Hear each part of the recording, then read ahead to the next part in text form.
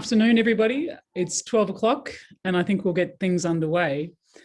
Hello and welcome to our event, North American Heatwave, What Happened and How We Can Prepare for the Future.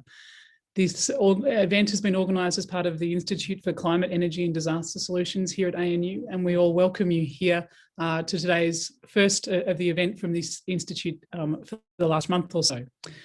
My name is Anna Hunter. I'm a cardiologist and I'm the Human Futures Fellow with the College of Health and Medicine at ANU. I have a background of interest and research in climate change and health. I'm very proud to be the moderator for today's event. I'd like to start today's event by acknowledging the Ngunnawal people on whose land I'm sitting today and a number of us are based. I'd like to pay respects to our elders of the Ngunnawal Nation, both past, present and emerging, and pay and extend that respect to all Aboriginal and Torres Strait Islanders people in attendance today, acknowledging that sovereignty was never ceded. I always find it useful to start with an acknowledgement of country, not just because of the importance of that in terms of our Indigenous people, but also because of the impact that and the learning that we can have from Indigenous people about the health impacts of climate change and the extraordinary importance of the relationship between the country on which we live and our health and well-being.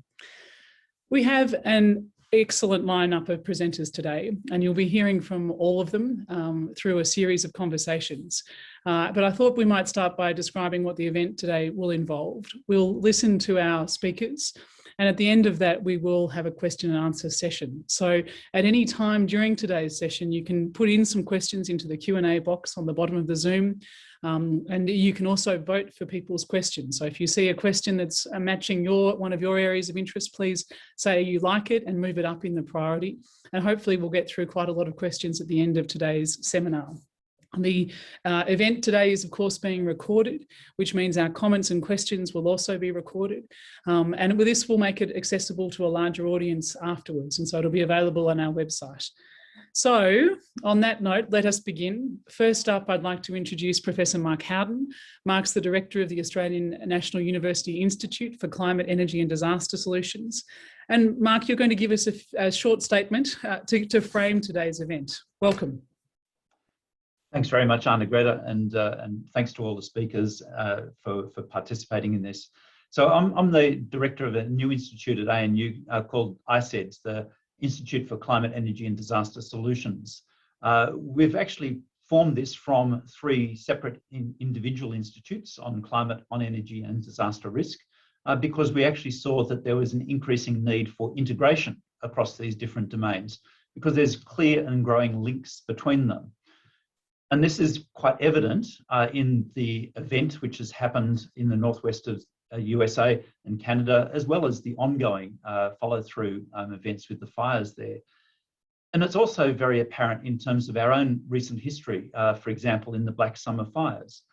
In that period of time, we had an extreme climate event. We had a series of them, incredible heat waves associated with drought, associated then with dry soil and dry litter and extremely dry air, which together propagated those massive fires. And if we recollect those fires, they were so big, they actually covered 6 times the area of Belgium here in southeastern Australia. And associated with the fires was massive smoke pollution, with the health and other implications of that, leading through to economic implications and social and psychological implications as well. And it wasn't just limited to that, but we saw the cascading influences of those fires, those disasters, going into other domains, into our energy domain. So our electricity system went down in parts of the South Coast. And when that went down, the petrol pumps went down. So 2 parts of our energy system were at risk, which translated to limits in terms of transportation. Our mobile phone system went down. In some places, the banking system went down because of the lack of electricity, so people couldn't take out money then to buy things like petrol or food. So we see these cascading risks, these integrated impacts of these sorts of events. And that's why I think it's really important to link these things, climate, energy, and disaster risk, rather than treating them separately. So I really look forward to the presentations following me. which do try that linkage and relate not only what's happening to the US, but to bring those lessons back home to Australia. Thank you. Thank you, Mark. That's a fantastic way to frame today's discussion, that cascading, compounding, interrelated events. I think we're all increasingly around the world understanding how important it is to not look at these things in isolation. And so let's go to our first speaker. Our first speaker is Dr. Stephen Crimp. Stephen's a climate application scientist with the Institute for Climate, Energy and Disaster Solutions at the Australian National University. His role is to examine the opportunities for improved climate risk management within primary industry, both in Australia and internationally, as well as looking for opportunities to work more closely with other multinational and global food producers, telecommunications and other industries in the area. Thank you for your time, Steve. We look forward to hearing from you. Thanks, Anna Greta. I'm just going to share my screen with you and with everyone. Hopefully now everyone can see my screen. So today I'll be talking about the North American heat waves and provide you with a sort of historical backdrop to give you some perspective on exactly how extreme that particular event was, and to give you some idea of the likelihood of the change in the nature of heat waves going forward into the future. Before we start though, I did want to talk about, or at least develop a definition that will help us understand when we talk about heat waves, what we actually mean. So from a meteorological perspective, when we talk about heat waves, they're defined as a period of 2 or more consecutive days where both the daily maximum and the daily minimum temperatures exceed a certain threshold. Now, in the US, that threshold is set at the 85th percentile. So if we look at the diagram below, which shows the sort of normal distribution curve, if we were to take consecutive days, say for instance the 27th and the 28th of June, and compare those with every other 27th and 28th of June in the historical record, we would have this normal distribution curve where temperatures around the mean, there would be a lot more of them, and then we'd have these tails of the distribution where we'd have extreme ones that are much hotter and ones that are much colder. So the 85th percentile, as you can see on that diagram, sits between 1 standard deviation and 2 standard deviations from the mean, and really encompasses the sorts of temperatures you might expect in the top 15% of all years and higher than that. So that gives you a sort of working definition of what we mean by heat waves. So I wanted to present some associated facts and figures just for us to get a sense of where this particular event sits within the context of temperatures globally. And so if we look at the global temperatures for May and June of this year, May was the 6th warmest May on record, and June was the 5th warmest June on record. And that record extends back 142 years. For North America, slight difference in the ranking of May and June, with May being the coldest since 2011, but June being the hottest on record. And so if we compare the anomaly, so if we compare that average June temperature across all of the days of that particular month, and we can compare that with a specific baseline, say from 1991 to 2020, it was 1.2 degrees warmer than that period, or the long-term average, which is a longer period of time extending back to the 1960s. The June temperatures were around 2.3 degrees Celsius warmer than that long-term average. I wanted to draw your attention to the maps at the bottom of the slide.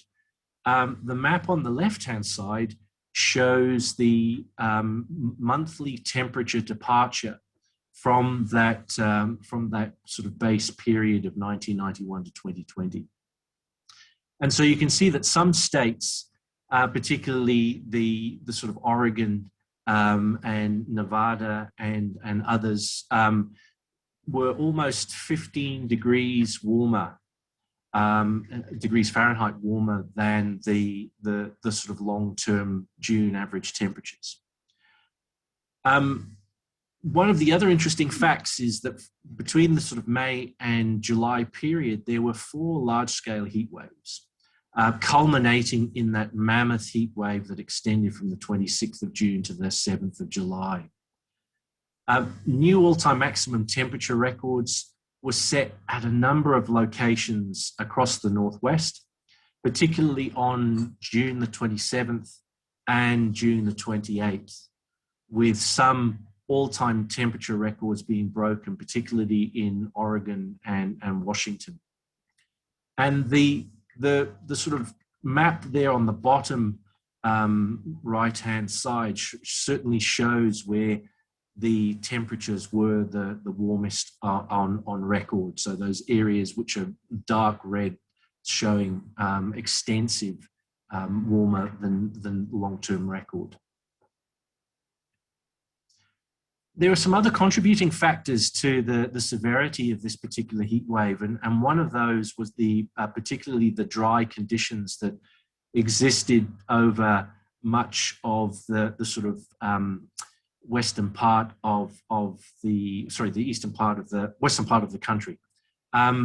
We can see in the map on the left-hand side there that the total precipitation percentiles for the January to June period were in the sort of below average to much below to record dry conditions across that whole period from January through to June. And the map on the bottom right-hand side shows the percentage of the June rainfall totals that actually occurred. And you can see, for instance, California received only about 5% of its monthly rainfall total, and many other of the sort of Western Mountain states considerably drier than they would be otherwise. And that contributed considerably to both the heat and the dry conditions that were experienced. What I wanted to try and explain to you was the concept of these heat waves from a meteorological perspective. And so I wanted to use some terms like planetary waves or Rossby waves, blocking, and heat domes. And these will be explained in the animation that I'm going to show right now. So when I talk about planetary waves, these are almost rivers of atmospheric air masses that move around the poles.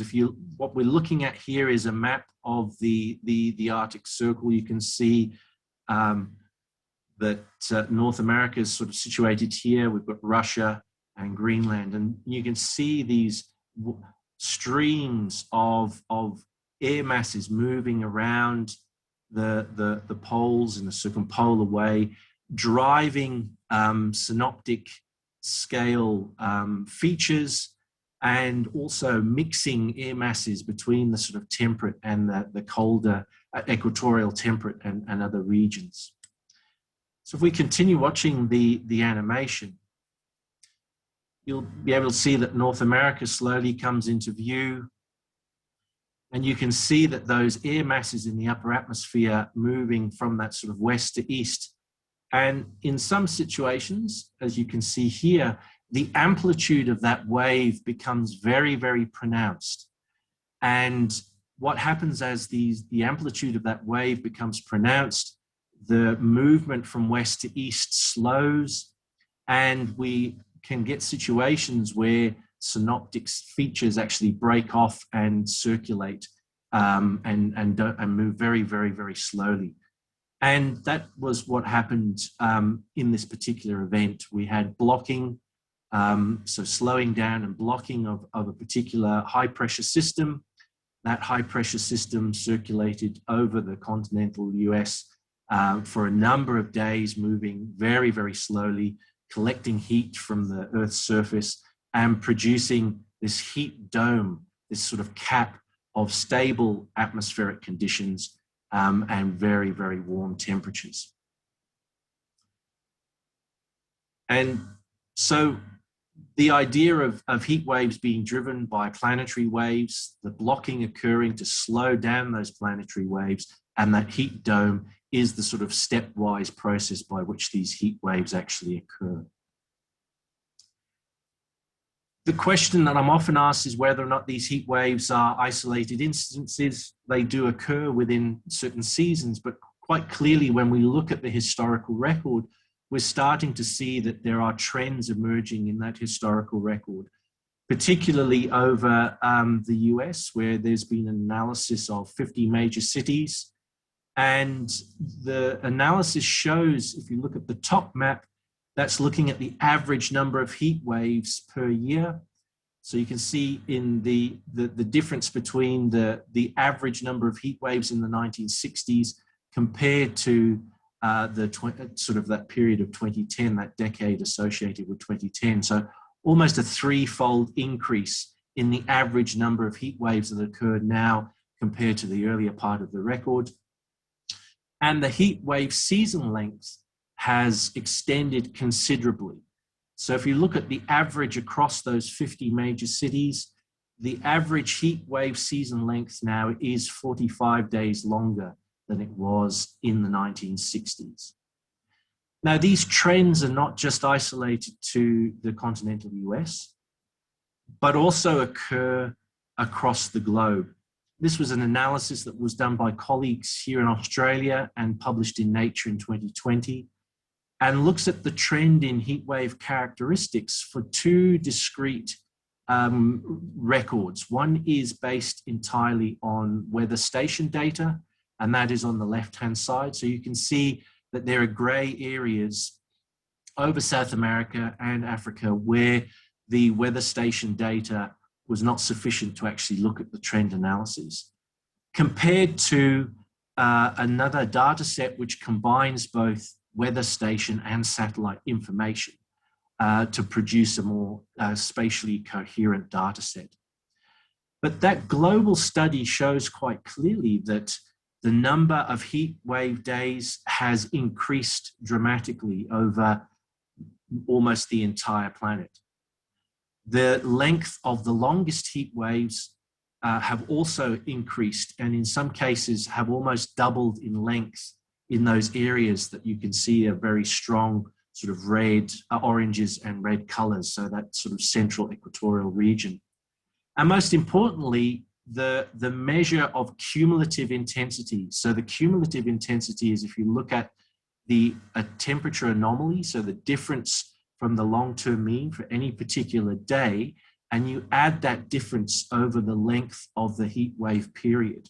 So that cumulative intensity has also increased dramatically from anything from 10 to 45 degrees Celsius when you look at that cumulative intensity. So the question that we're often asked is there a climate change signal to these trends? And we can determine that by looking at what we call attribution studies, where you can look at and simulate events with and without the anthropogenic signal. And there are about 132 attribution studies that have looked specifically at extreme heat wave events around the world. And the map at the bottom of the slide shows you where those studies have actually taken place. So of the 132 attribution studies, 122 of those, so 92%, found that climate change had made these events more likely or more severe. There were no studies that found heat waves were less severe because of climate change. There were 2 studies that showed that there were no influence, and a further 8 studies that were inconclusive. The most recent event that we're talking about today, there's been a preliminary study suggesting that that particular heat wave that occurred in late June was 150 times more likely because of the anthropogenic emissions that we have in our atmosphere. So if we were to think about that in the context of the accumulation of greenhouse gas emissions and we think about the future heat wave conditions under our current emission trajectory, so our current business as usual emissions trajectory, we can start to use our climate models to look at what the future holds. And this is a study that was looking at the difference between the present day heat waves compared to heat waves that may occur over that 2040 to 2070 period. And what is quite clear when you look at the maps at the bottom, if you look at the change in the frequency, which is on the far right, you can see there that there are regions where there's a fourfold increase in the likely frequency of future heat wave events. You can see that there is a large area over the sort of mountainous western mountain states in Texas where the duration of those heat waves could double. And then if you look at the total heat wave days, almost a fivefold increase in many of those states, those sort of western mountain states and Texas. So quite clearly, the future presents some much more significant challenges compared to what we're currently experiencing. So that's all there is for me for now. And I'll hand back to Anna-Greta to continue. Stephen, thank you so much for that. It's extremely sobering data, and I think particularly for those of us in Australia and those around the North American experience recently, we understand, or we're beginning to understand, what it means when we have protracted periods of hotter than usual temperatures combined with quite severe drought. And so I think one of the questions that comes up quite quickly amongst our general population is, what are the impacts of this? And I as a cardiologist and as a health practitioner, I think climate change is at its core a health problem. And so I'm sure that the health people who are on today's webinar are well aware of the work of Christy Ebi. Christy is our next speaker. She is the professor in the Centre for Health and the Global Environment at the University of Washington. She's been conducting research and practice on the health risks of climate variability and climate change for nearly 25 years, focusing on understanding the sources of vulnerability, on estimating the current impacts, and understanding the future health risks, designing adaptation policies and measures to reduce the impacts of climate change in a multi-stressor environment, and estimating the health co-benefits of mitigation policies. Christy has supported multiple countries in Central America, Europe, Africa, Asia, and the Pacific in assessing their vulnerability and implementation adaptation measures. Thank you, Christy, for joining us today. It's great to have you with us. Thank you very much for the invitation. I appreciate being on this panel. And I want to start by thanking Stephen very much and making a correction. That detection and attribution study concluded that climate change increased at least by 150 times. That 150 is the floor. The study didn't estimate the upper bound. It didn't estimate the median because the event was so far outside the range of the climate models that some of them were coming up with the essentially infinite for that heat wave to occur. The other point I'll make before I get into the health impacts is somebody who lives in the region. I live in an area that the soil moisture was slightly below normal, nothing to be concerned about. And in 3 days, we were in drought. It was just shocking how quickly we went from somewhat below normal to being in full-blown drought, areas in drought, much more extensive drought, and how much of an impact in a short time those very high temperatures can have.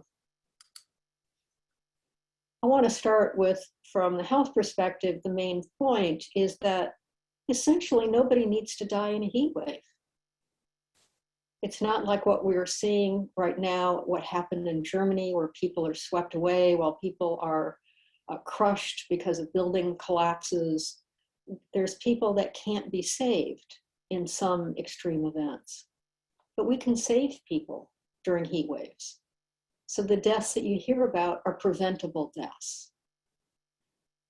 When we're in a hot environment, You can see on the left-hand side the factors that affect our thermoregulation.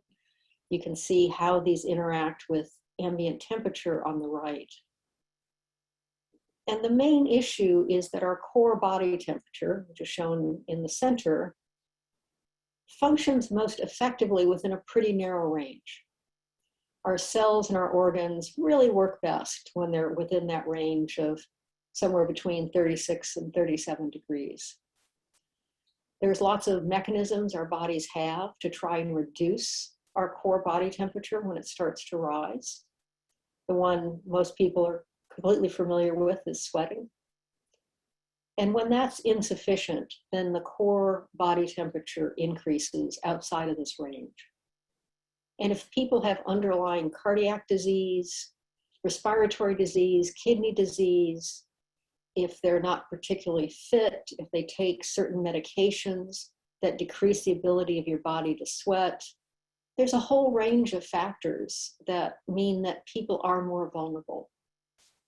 And that there does need to be an effort to make sure that these people have the services, undertake the activities that are important to bring that core body temperature down. When a heat wave occurs, deaths start within 24 hours. We don't need to keep that core body temperature within that narrow range every minute of the day.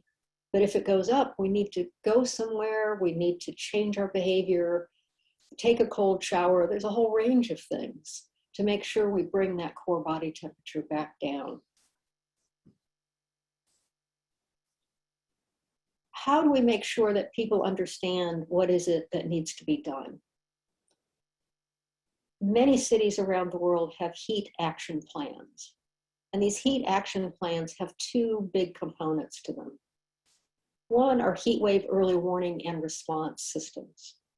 And I'll emphasize over and over, it's not just an early warning, it's a response system. And I'll talk about the elements of it.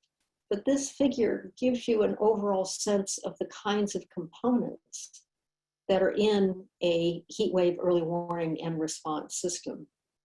And it goes clearly to the comments Mark made at the beginning that this is a compounding, cascading risk in which there's a whole of government response. There are lots of different groups that need to be involved in ensuring that the responses are appropriate for the local population understands them, is willing to undertake them, and there's backup systems. When either those are insufficient, people are too vulnerable, they need to have a cooling center, or some other reason why people can't really manage the high heat. And I'll use it as an example, an extensive system in England. It's been in place for quite a few years. And you can see the core elements listed on the right, starting with strategic planning, going all the way through to monitoring, evaluation, and learning. This is a whole of government effort. It involves a wide range of other partners as well. They have regular meetings, and they have a detailed plan on how they're all going to work together to make sure that it is possible to have the information and the services available when people need them. One of the challenges we had in the Pacific Northwest and in Canada is our cities don't have heat action plans. Portland, Seattle, Vancouver really worked hard to stand up cooling centers, for example. But they did this as a one-off. They did this in the course of just a couple of days. As someone who studied heat waves for more than 20 years, it was just a classic example of what happens in an unprepared area that has got a fair amount of resources. We had the forecast, the heat wave is coming.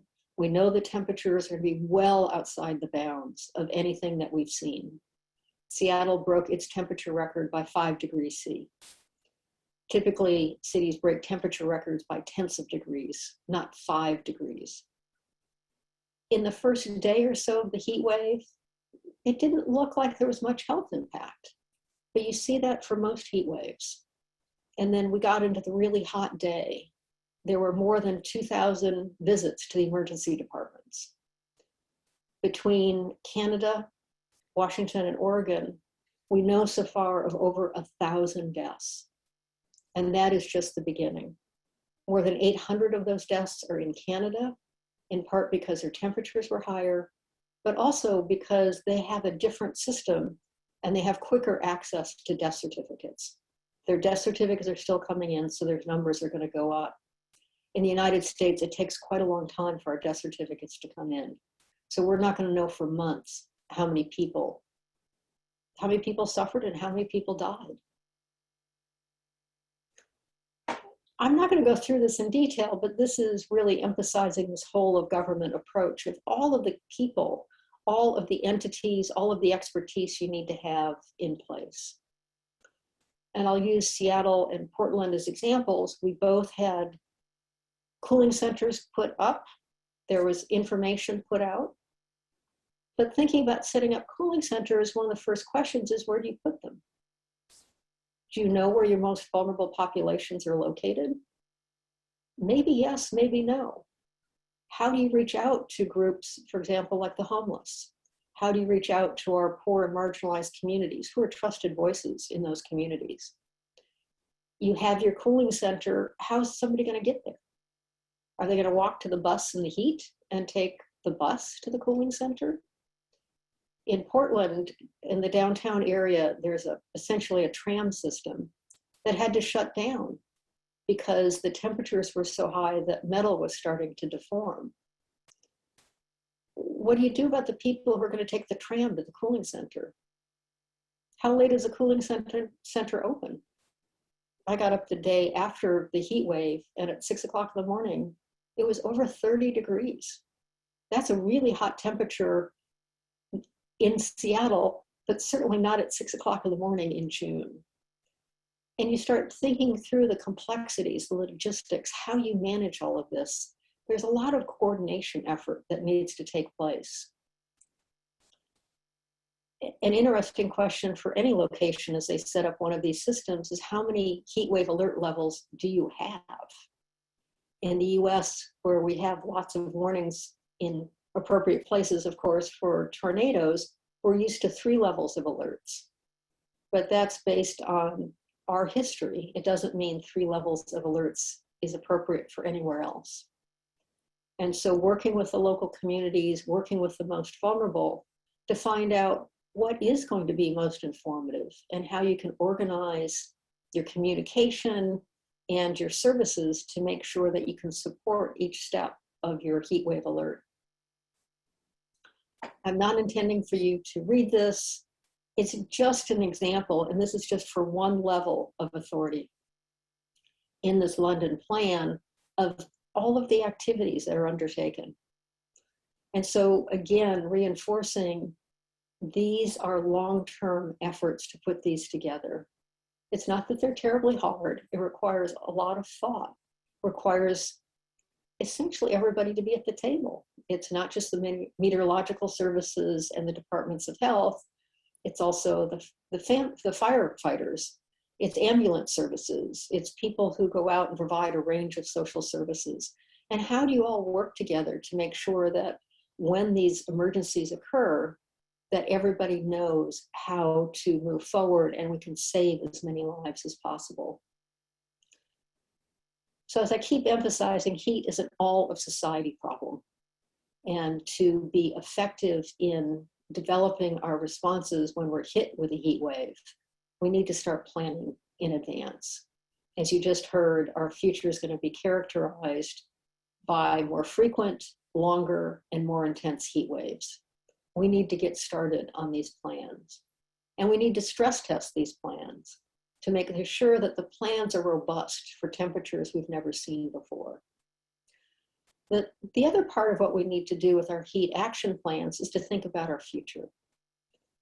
I don't know about the cities you live in. Seattle's a city with a lot of cranes. We have real changeover in our built environment. And as buildings are turning over, what kind of regulations are we going to put in place? Are we going to require a green roof, a white roof? Are we going to plant more trees, particularly in marginalized areas that are often hotter because they have fewer trees? How are we going to think about our housing? And that requires a different set of skills and a longer term commitment from city planning departments through architecture, engineering, and working with people, for example, who ensure that we've got green space and blue spaces around our communities. We've got places to go to when it's really hot outside. So I look forward to your questions. Thank you very much for inviting me to join, and I look forward to the next presentation. Thank you.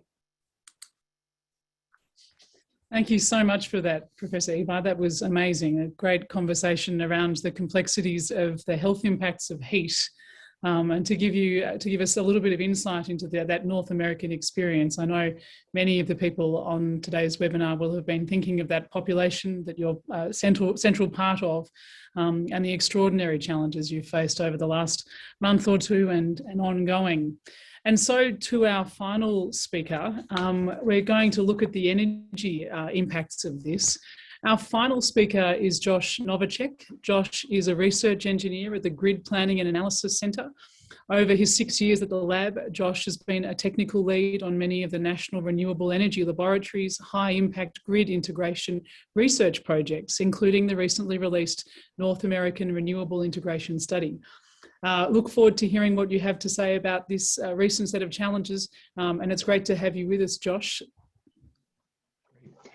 Thank you very much for having me on. Greta, can you just confirm that you can see my slides in the large presenter mode?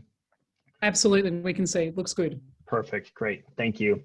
Yeah, and thank you very much for having me. I'm with the National Renewable Energy Lab here in Denver, Colorado. We were lucky enough to avoid the particular heat that Christy experienced in the Pacific Northwest in late June, but certainly know what it's like to deal with some of these large heat waves over the continental West in particular.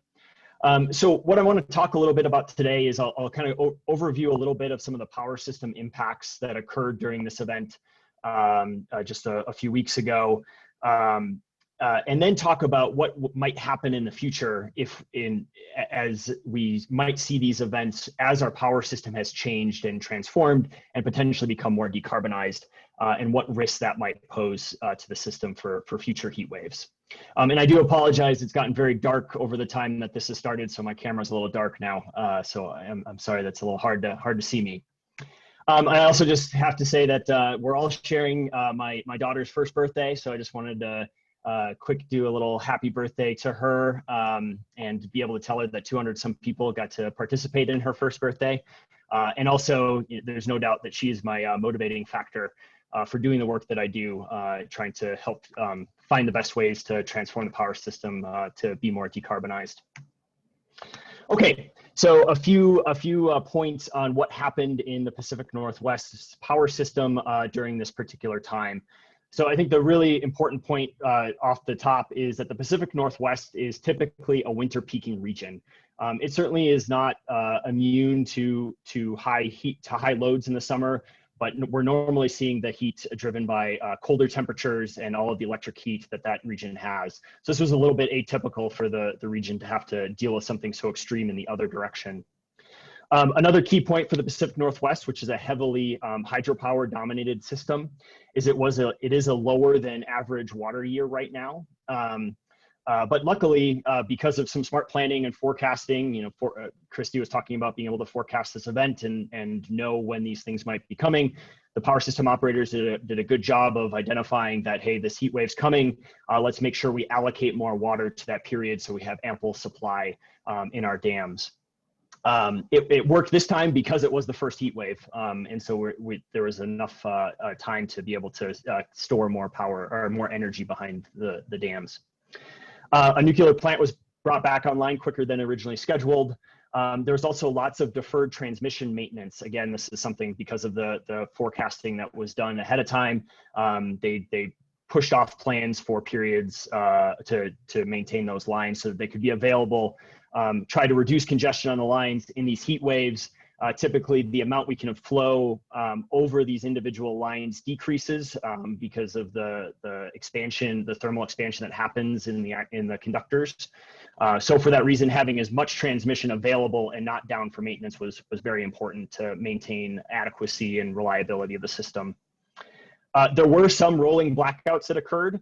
but they tended to be local issues where infrastructure was impacted because of the heat, no doubt. But the broader system itself was able to avoid major failures, which was key to avoid something more massive, something similar to what we saw in Texas in the winter, which saw much more substantial load shedding.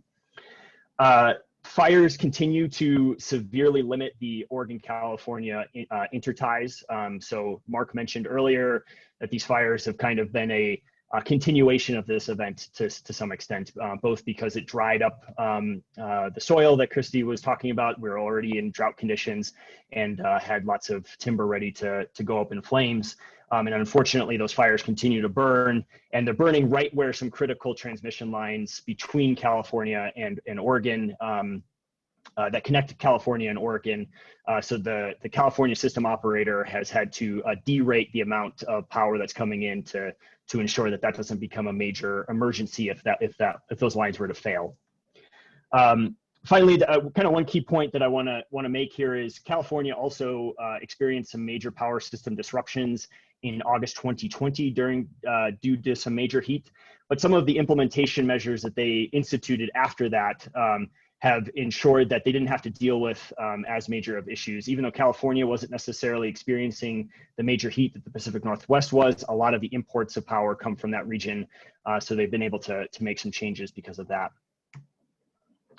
So I want to talk a little bit about what heat waves might look like in a future power system where we're getting a lot more of our power from things like wind and solar and less thermal generation, less coal, less gas, and potentially less nuclear, depending on policies that are implemented there.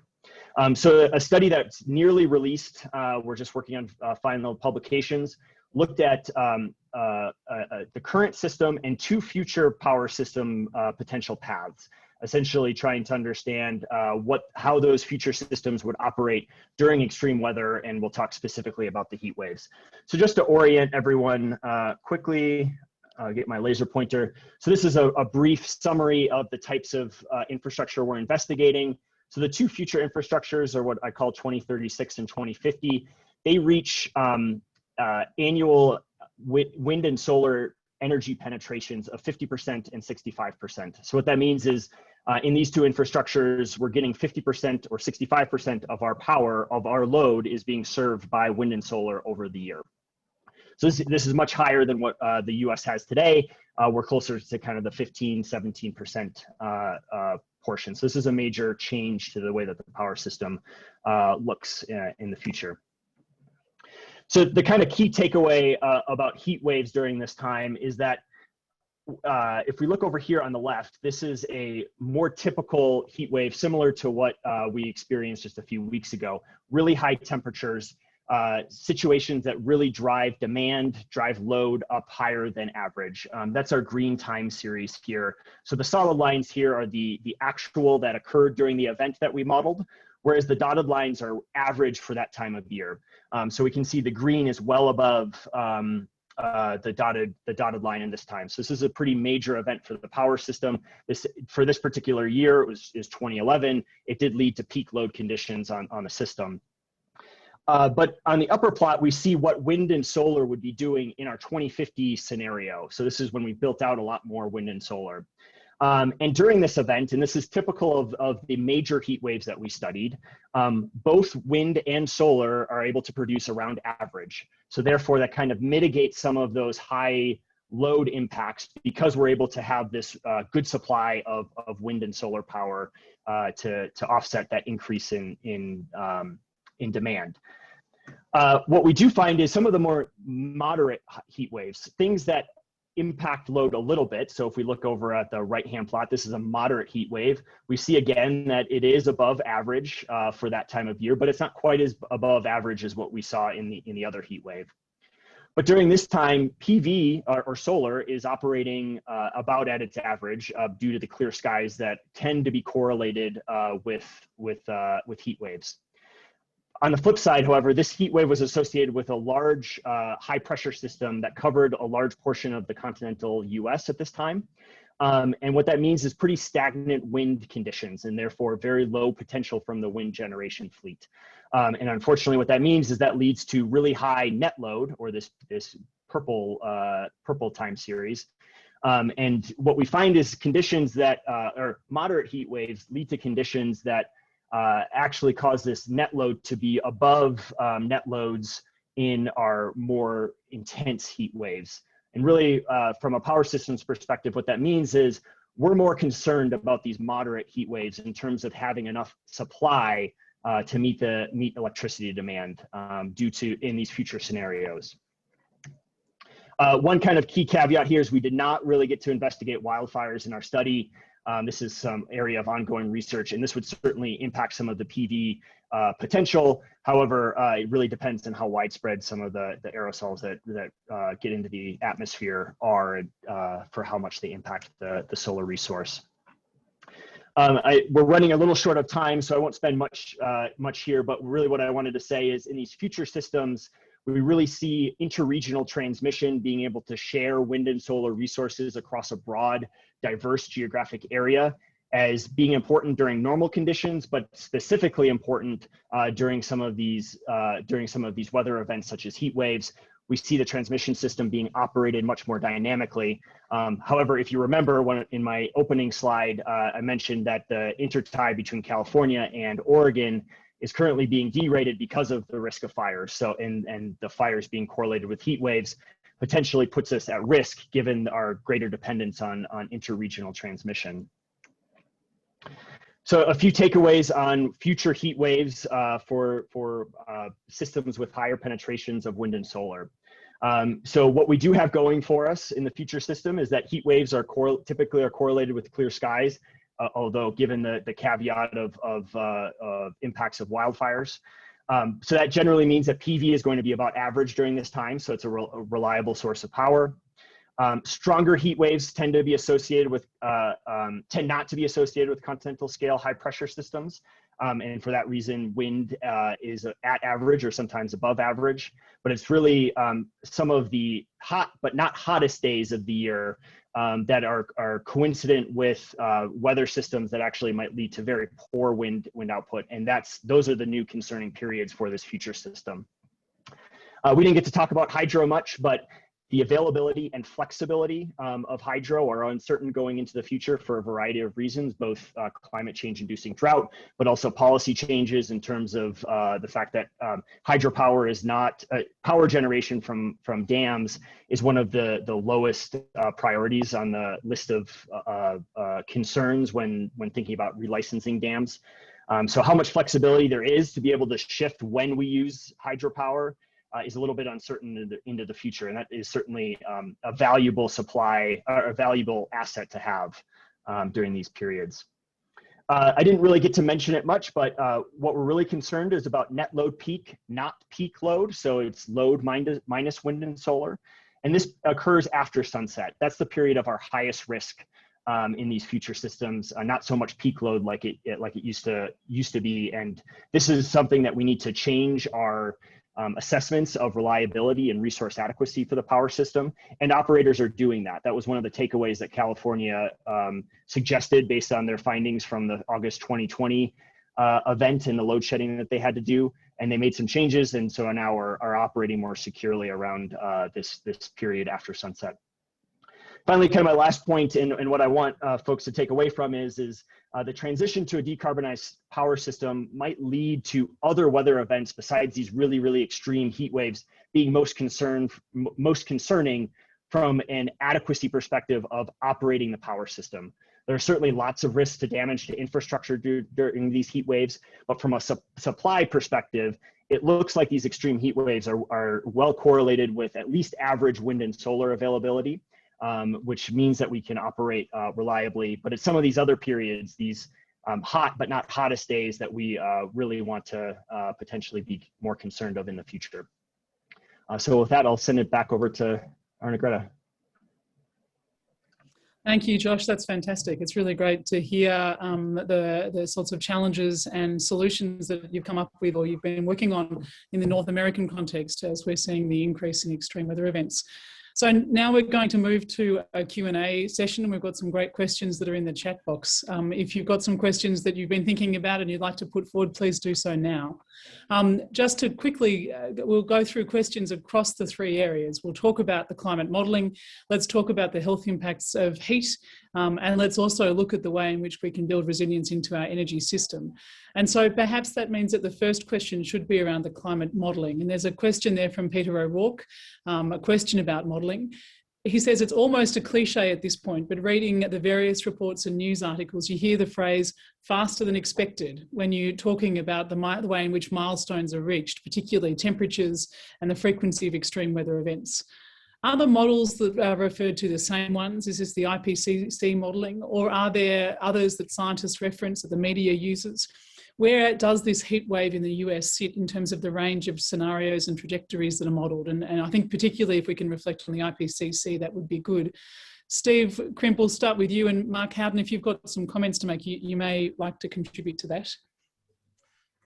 Thanks, Anna-Greta. Yes, look, the issue that we have is that as there's more energy available in the atmosphere, we start to get this proliferation and increase in the frequency of these extreme events. By their very nature, they take us outside of the historical experience. And so, yes, it's a cliche, but we are moving to uncharted territory here. And so we are going to continually break records. We are going to do that more frequently. We're seeing that in the observational record. There is a growing concern that the sort of projected changes that we're seeing from our models are actually a conservative view of the future. And so particularly one of the examples that springs to mind in my head is the example of change in rainfall projected to be experienced in WA in the next sort of 30 to 40 years. And ironically, we're already seeing that extent of change in rainfall now. So I would agree that probably that the models that we are seeing and that are being used in the IPCC may be on the conservative side, because they don't capture all of these teleconnections that produce these significant extremes. They're not able to do that.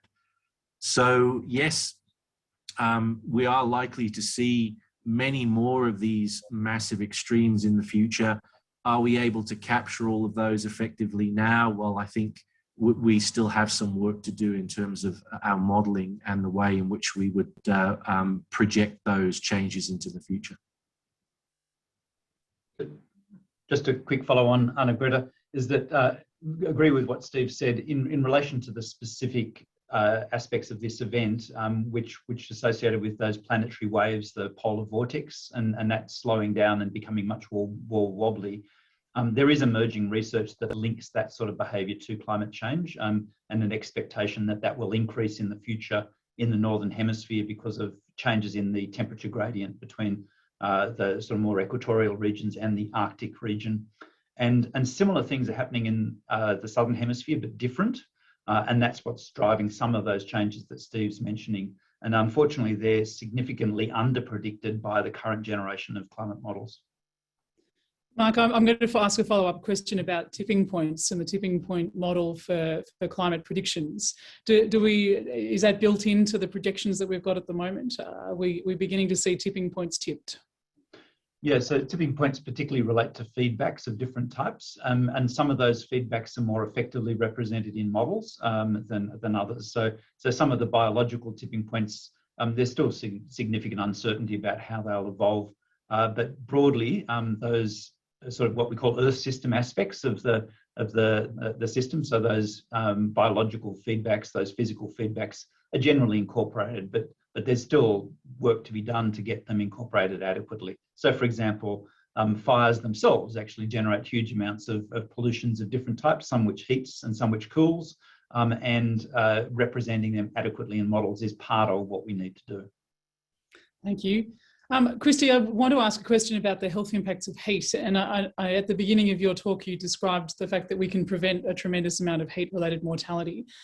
I was struck talking about the North American heat waves and contrasting that with the experience in Pakistan, where areas which are used to having devastatingly high temperatures have reached what looks to be some form of biological limit. So there is a biological limit at which human life is severely compromised, and in fact people die from heat. And so how do we start to explore that notion of the biological limits to temperature, and how can we best protect ourselves moving forward? It's a really good question. And one important thing to remember is humans are inhabiting all kinds of environments that are outside our limits. And so it's not just our individual physiology, but our interaction then with our built environment. Somebody put in the chat a similar kind of question. There's places that are much hotter than the Pacific Northwest. And people have very different cultures. They have very different practices. They have different kinds of infrastructure. We're not built for it here. We're not acclimatized to it, and our infrastructure, our clothing choices, sort of on out, are just inconsistent with living in those kinds of temperatures. So we do make adjustments, and humans are relatively creative in finding ways to live in very extreme conditions. So the question, from my perspective, needs to be modified in the context of what we're thinking about in terms of our environment as well. So that's our built environment, and the built environment resilience, I think, is an issue that all of us need to be paying quite a lot of attention to, in the natural environment, how we can protect it. Josh, let's talk a little bit about around energy resilience. Tell me about the experience of energy resilience with respect to disaster centres. So for some of the cities in the US where they were running cooling centres and areas to protect against bushfire, what sort of mechanisms are in place to ensure that there's energy resilience in those places? Yeah, I think what that really comes down to is the forecasting and preparedness ahead of time. Ensuring that our load forecast models that the system operator uses understands that there's going to be a new large cooling load in some key areas, and then making sure that that large cooling load is identified as very required infrastructure, critical infrastructure, to ensure that if there is needed to be load shedding cycling that might occur, that's not an area that they target. This is going. Yeah.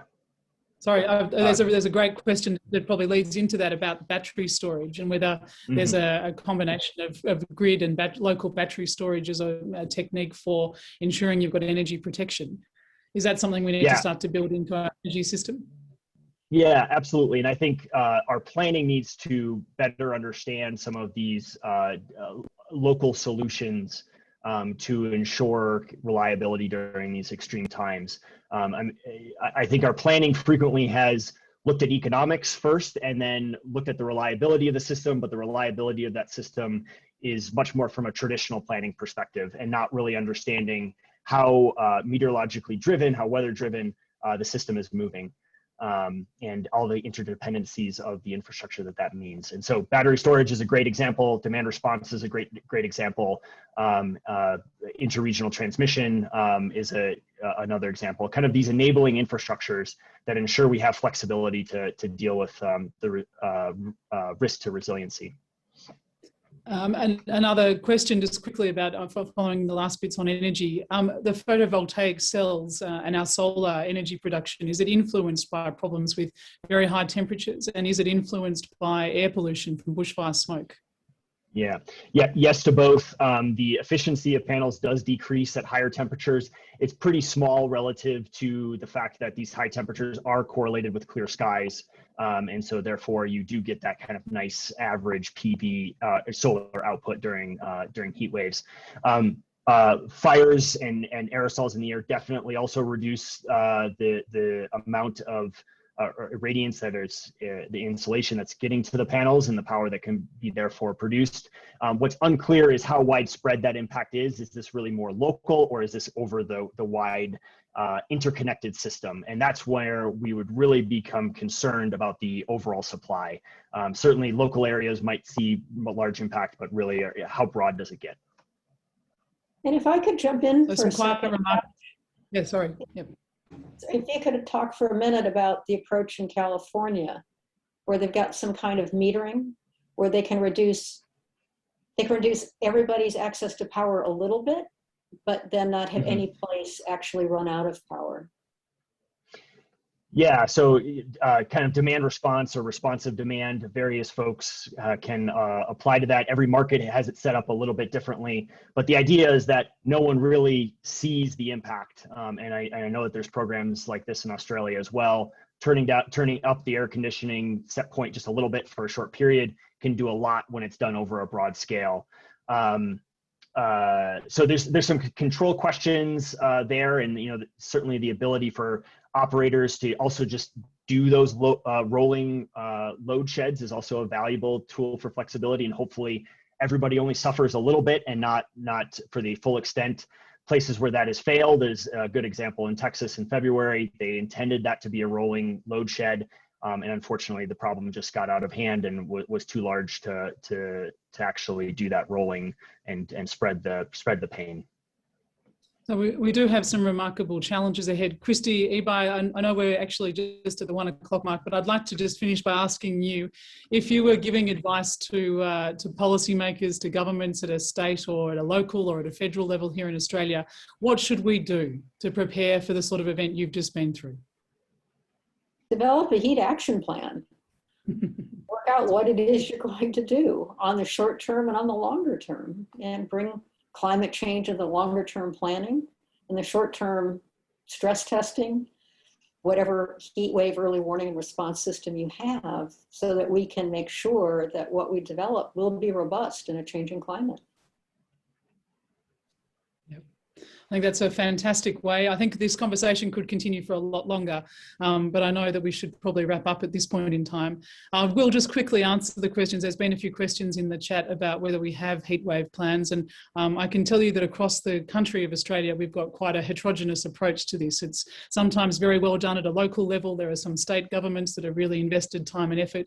We don't have a federal heat response plan, and there's a tremendous amount of work to be done.